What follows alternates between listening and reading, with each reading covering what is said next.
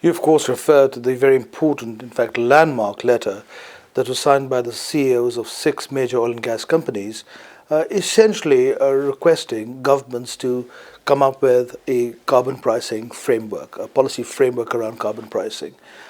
It is a very important landmark because essentially by pricing carbon, we can actually create market mechanisms to reduce the total carbon content in industry and indeed in our economic development narrative. We've also, of course, joined along with 9 other companies the Oil and Gas Climate Initiative, and there's a very important set of announcements that will be forthcoming shortly in the build-up to COP21 in Paris.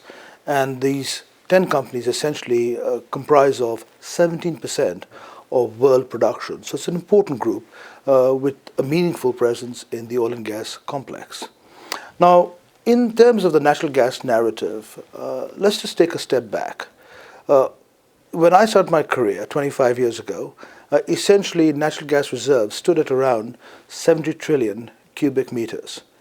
In the meanwhile, in the 25 years since I joined the company, effectively 110 trillion cubic meters has been consumed, and today reserves stand at 190 trillion cubic meters. So if anyone was worried about the availability of gas, I can assure you there is sufficient quantities of gas available to lubricate development. Gas, of course, is a 50% lower CO2 emissions level than coal, and we believe that gas can play a very important role in the low carbon economy. The reality, of course, is that renewables also will play a very important role. In fact, we see renewables as the fastest growing part of the energy complex. But gas, given its scale, has a very important role to play. And amongst fossils, we anticipate that over the next 2 decades, gas will grow by 2% faster than any other fossil fuel.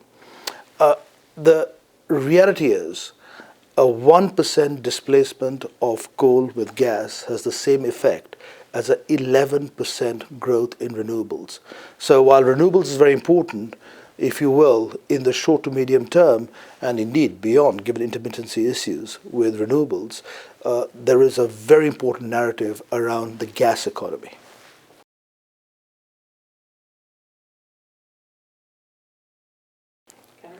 So there are essentially 5 dimensions to this transition to a low carbon future that you refer to. The first is acknowledging the risks and the science beneath the climate change narrative. We absolutely acknowledge it. We actually believe in the context of making concrete progress, you do need to have a policy framework that is really around carbon pricing. And that's an important part of the narrative moving forward. We have been supportive of a carbon pricing narrative now for many decades and continue to reinforce the need for governments to implement that framework. The second area is really around our products and our services. And I would say for example, our biofuels business in Brazil, which produces, by the way, around 650 million liters of biofuels, that's equivalent to around 290,000 cars being taken off the road.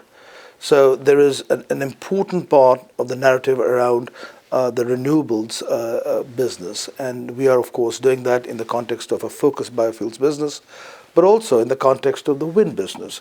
Our North American wind business, we are the 10th largest wind producer in North America. Effectively, when you add up the total amount of CO2 that would have been generated, has not been generated, around 2.5 million tons of CO2, that's equivalent to essentially having one clean city like Dallas, being powered by absolutely clean power. So a lot we can do in the respect of the renewables business, and we are investing selectively in that. The third area really is around natural gas, and I spoke about that earlier. The importance of natural gas is essentially around the total CO2 emissions, which is 50% better than coal. By the way, when you look at the entire fossils universe, 60% of the emissions comes from coal.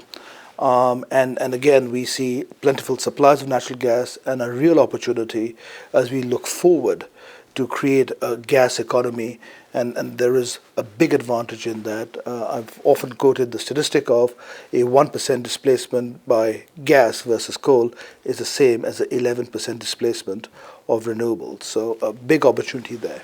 The fourth area really is around research and development. We are producing lubricants that have an extraordinary potential in terms of reducing the total fuel consumption by around 4.5%. And there are other fuels as well that we are producing that can actually reduce the total amount of consumption. And I think that is an important part of the narrative, which is, if you will, efficiencies in terms of the products and services. And that includes, by the way, also the manufacturing process, where we are seeing energy efficiency across the piece. In other words, lower energy requirements to generate electricity or energy of different kinds. And the final area really is around partnerships. We are working with Princeton University. We're working with other groups like Imperial College in really doing sort of fundamental research and development around carbon mitigation, around climate impacts. And I believe those studies are very important because they give us a deeper understanding of science. They give us a deeper understanding, of course, as a result thereof, of the technology that can be implemented to mitigate the impacts that these studies are generating.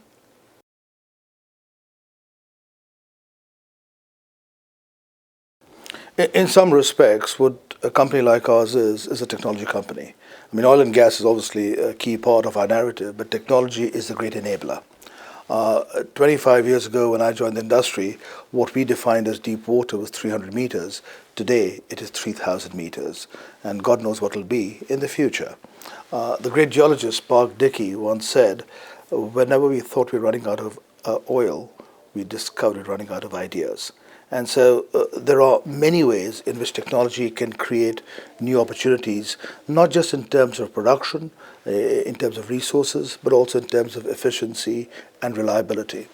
I'm responsible for Asia and Europe for BP, and I was recently in Zhuhai, which is in China, where we've commissioned a very large $1 billion PTA plant expansion. PTA, in sort of layman's terms, is the product that actually results in things that we enjoy in everyday lives, like plastic bottles, etc. This particular plant has got essentially 65% lower greenhouse gas emissions. It has 75% improvements in solid waste disposal and has 95% greater energy efficiency. So this is a good example of technology actually creating a massive opportunity, both in terms of the overall quality, but also in terms of value as measured by the energy inputs, etc. There are many other examples as well. This is a little known fact, but BP owns the largest private supercomputing center in the world. And this supercomputing center in Houston, by the way, basically processes 2 petaflops of data.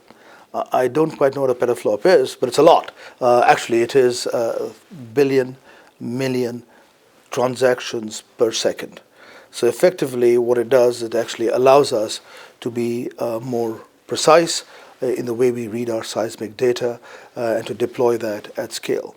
We also have a Wells Advisor program that actually in the drilling business allows us through the sensors to get more accurate in terms of what we're doing. And actually that not only creates the accuracy, which is important for stuck pipes and things like that, but it also actually creates real economic value. So technology, I think, has 2 dimensions in our business. One is around effectively the value creation, and the other is around the overall resource productivity, as well as sort of management of the energy complex. And both of these come together and converge and create, if you get it right, extraordinary value.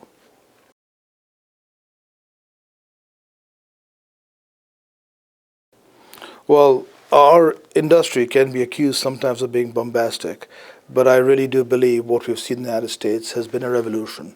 It is extraordinary when you look at the productivity and how prolific the U.S. resource play has been over the course of the last decade or so. Here are some statistics that kind of illuminate that point. Last year, we saw the largest ever increase in the United States production. America actually became the world's largest oil and gas producer, overtaking Saudi Arabia. And over the last 3 years, we've seen 1 million barrels a day increase year on year for 3 consecutive years. I mean, this has been extraordinary because it has absolutely transformed the energy landscape and has actually transformed, if you will, the pricing landscape as well, given the amount of production that we've seen from that part of the world.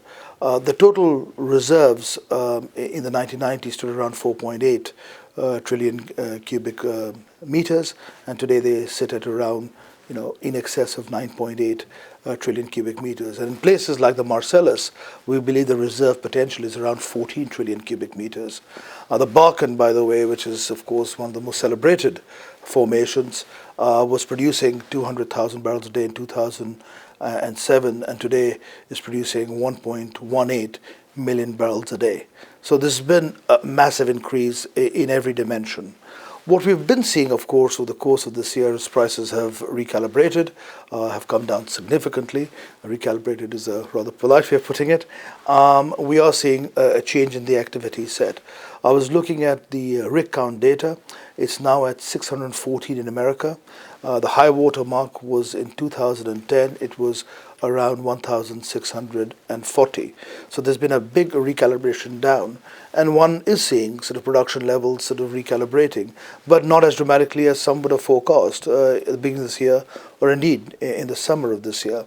So there is a lot of resilience that we are seeing in that business. Productivity levels have been extraordinary. We are seeing efficiency improvements month on month. And of course, we are seeing a big focus on the most prolific basins rather than, if you will, the jam being spread very thinly across the United States.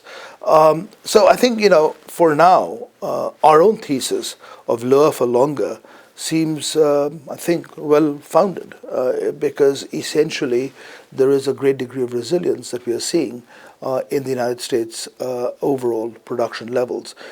We are seeing a slight dip down in this month, but there is probably more room to travel before you see a big shift. And certainly the shift that was forecast at the beginning of this year around the United States has proven to be somewhat inaccurate because there has been this great resilience, because there's been this focus on the key formations, as well as, very importantly, a real move towards energy efficiency and productivity in that business. And that is creating, if you will, a relatively stable position than what was forecast, as I said, only this summer.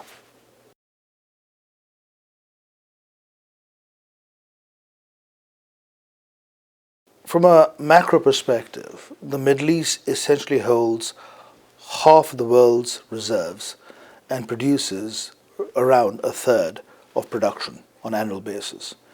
In broad terms, the total production levels in the world are around 89 million barrels a day, and the Middle East comprises of around 29 million barrels a day. And within that 29 million barrels a day block, Saudi Arabia is very important because it essentially produces currently slightly below 11 million barrels a day, having produced on a relatively consistent basis 10 million barrels a day in the past. So, when you take a step back, that is so important, and the reality, of course, is that the market today is pricing in two things. I often get asked the question, why is the price of oil where it is? And I would say the market today is pricing in fundamentals. There are plentiful supplies available, and currently the Middle East is actually producing, especially Saudi Arabia, a lot more than it has traditionally produced. And you also have, of course, world peace priced into the price of oil. And therein lies, if you will, the current situation, but therein lies, if you will, a narrative that if it changes, will inevitably impact price levels. What we are seeing today is essentially a very robust OPEC supply position, led by the GCC3, by which I mean Kuwait, Saudi Arabia, and the UAE. We also have potentially more production coming on stream should there be the consummation of the moves between the P5+1, the so-called P5+1, vis-a-vis Iran. Iran, of course, is producing lower levels than it produced prior to the sanctions being ramped up, and clearly as sanctions ramp down, we can expect to see more new production come onto the market. But of course, there's been choppiness elsewhere. Libya was producing a lot more. Actually, Libya went down dramatically to around 235,000 barrels a day from 1.4, then went up again last autumn, and it's come down again. So there's a fair degree of choppiness. But overall, there are plentiful supplies coming from the region. So the question really is this a secure supply? I think it is. I mean, there is no doubt about that. The question, of course, is what are the calibrations regarding the price narrative? And what we've seen so far is that the Middle East remains actually a secure supplier, led by the GCC3. There is a potential of new supplies coming from Iran in the context of the sanctions being lifted. And then, of course, you have this resilience in the North American narrative. All of those would point to the issue not being one of security of supply, but in some respects, an extra amount of supply resulting in a price narrative that looks like it's going to be lower for longer. Question, of course, is for how much longer? Hard to say, but we believe there hasn't been a secular shift. It is a cyclical cycle that we are seeing in terms of the price narrative.